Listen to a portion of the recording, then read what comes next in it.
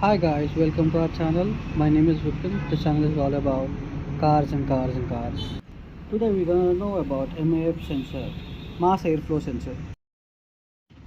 It is a common connection between air filter to an EGR and turbo, which takes fresh air from the air filter to EGR.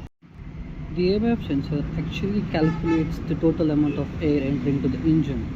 If it doesn't work, the sensor can't measure the amount of airflow to the engine. Let's clean the air mass sensor.